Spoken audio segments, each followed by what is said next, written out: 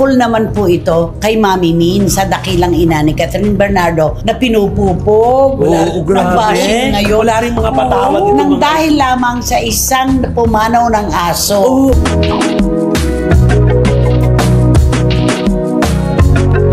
At saka si Mami Min, matapos nilang, di ba, binilap nilang husto, pinalakpakan nila ng husto si Mami Min nung namigay ng tubig doon sa naganap sa rally. Oo, di ba? Tapos ngayon ito ibabas nyo dahil lang sa aso, di ba?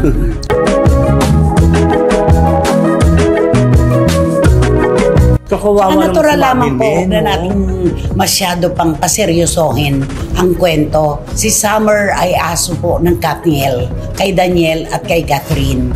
I-fur baby nila yan. Alangan namang ibang tao ang isama doon sa video ni Mami Min. Kaya dapat lang po talaga ibigay na natin yun sa kanila. Diba? Tama. Nakakaawa.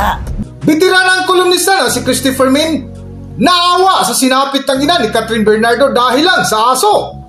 Daniel Padilla, damay!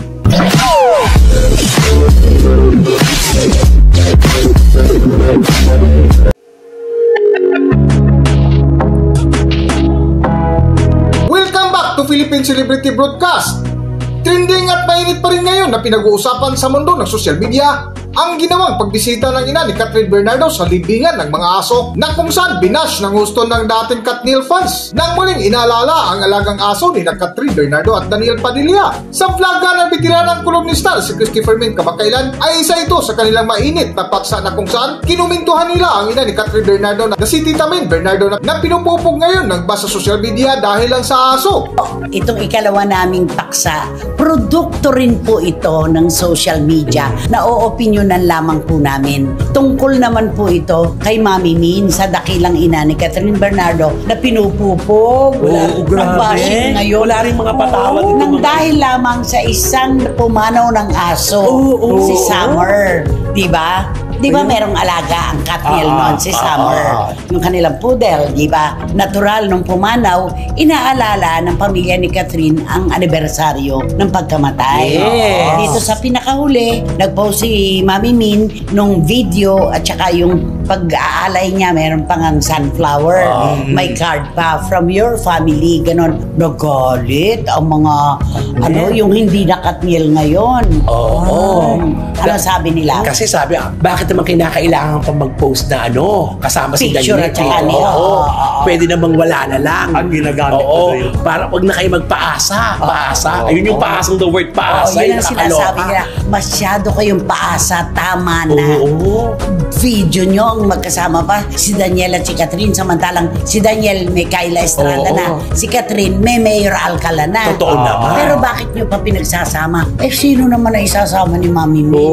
Ibang tao. At saka paguli tayo ng yung nakaraan. Aso ni Catherine at ni Daniel yun. Alagaan nila yun. Alam namang ilagay niya picture tayo. Hindi naman natin kaano-ano si Summer. Natural yun ang nilalagay na video. Itong mga bashers. Kasi sila yung parents ng fur baby. Totoo. Ganon. At saka siyempre third anniversary ng death anniversary ng aso yun. Correct. Alam mo na ilalagay dyan kung sino-sino yung mga tao. Di siyempre, magagalit naman yung mga Katniel. Hoy, alaga ni ni Katniel at ni Daniel yung aso na yun. Bakit naman si ganito? Sinama mo pa dyan. Di ibabas naman ulit si Mami. Nakakalungkot kahit ano. Wala nang safe talaga ngayon. Wala na. Kumanan, kumaliwa, gumitna, dito ka sa likod. Wala. Kaya dapat mag-iingat na lang talaga. Super ingat lang talaga lahat ng artista. Lalo na yung pagpo-post ng mga kailangan talaga think 100 times or 1,000 times before you click. Totoo. At bago ka mag-post ng anumang larawan, tingnan mo muna kung sa picture na yon may masasabi pa rin ang mga mema. Yes. Diba? Nakakawa si Mami Min. Alam mo yung good intention lang naman yung ginawa niya. Tapos ito pa, binabeltahan pa siya naman kung ano-ano yung mga sinasabi. Nakakatuwa nga ako. Mahal na mahal ko ang mga tao mapagmahal sa hayop. Yung fur baby, di ba? Mga pusa, mga aso. Kasi kung kaya mo magmahal ng aso o pusa, mas kaya mo magmahal ng kapwa mo. At yung ginawa ni Mami Min na yan, napakagandang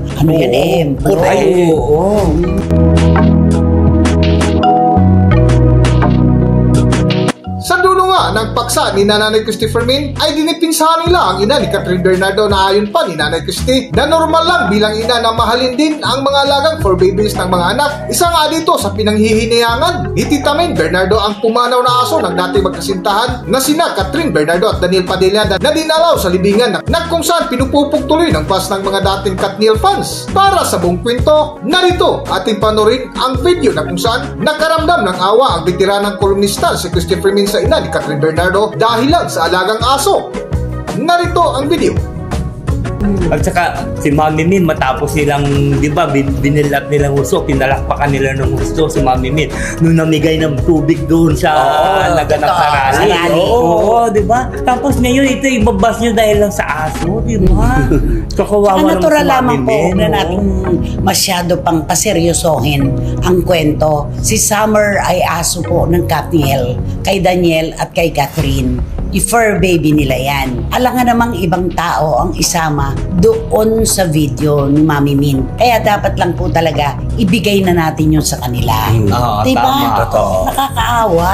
Bigla na lang, paasa ka. Oo, tama na ang paasa niyo. Inaasang pa mga fans ang magkakabalikan si Daniel at saka si Catherine. Samantalang alam mo na nga, may ganito. Tsaka kinakapos ng paggalang. Ayun. Yun na, Kinakapos ng karamihan na rin respeto. sa mga bashers. Walang respeto. Hindi na nila nirespeto kung sino yung mga kinakausap nila, kinokomentan nila. Matanda. Ano naman kasi sila, matatapang lang dahil hindi mo kaharap. Iyon na. Anong hamon ng iba? Magharap-harap tayo, di ba? At saka hindi mo sila kilala, di ba? Kung Yes. saan sila nakatira. Correct. Bakit nung una? Di ba yung si Nora Honor at saka si Christopher magkasawa na? Bakit ginugunita si Maria Teresa Leonora? Maria Leonora Teresa. Maria Leonora Teresa. Di ba ginugunita si Terzo Cruz? Ano, may nagalit bang? Ano, wala, di ba? Maria Leonora Teresa. Yun na lang one line. Sintunado pa. Forsaken dal. Ayan. Ganun lang talaga. Hayaan nyo na po. Kaligayahan ng ibang Katniel yan. Marami pa rin naman sila ngayon. Huwag nyo naman pundautin ng kanilang happiness. Yung pag-alala kay Summer na naging malaking bahagi ng Katniel. Correct. Yun lang. Huwag na tayong magpakaano pa. Yung mga ganyan naman, mema na lang yan eh. Totoo. May masabi na lang. Pero ganun pa man, sikat pa rin to si Mami Min, ano? Ay, oo. Siyempre. Oo, nakita mo naman. Pag-post niya lang ng ano mo yun, nagpaki sa kanya. Issue agad. Issue agad. Di ba? At saka, kinokot siya ha. Totoo. Kinokot siya Talagang talaga. nakatutok sa kanya yung mga buzzer. Sabihan mo nga si Mami Min na huwag papansinin. To Mami Min, do not, never mind about the buzzer. You know, the buzzer is very strong that they did not know who they are. So that's why do not Ibig comment. sabihin doon, hindi nyo kilala mga bashers. Matatapang lang kasi hindi nyo sila kilala.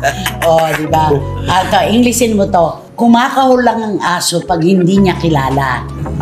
The dog is Barking. if you did not know who they are. Kumakahol lang ang aso kapag hindi niya kilala yung tao. The dog is barking if they did not know who's that person. Kaya kilalanin niyo po muna. Ganun lang yan. Hanggang dito na lang muna ang ating video at kung nagustuhan nyo, huwag kalimutan mag-subscribe at pindutin yun na rin ang notification bell para ma-notify kayo sa ating susunod na video. Maraming salamat!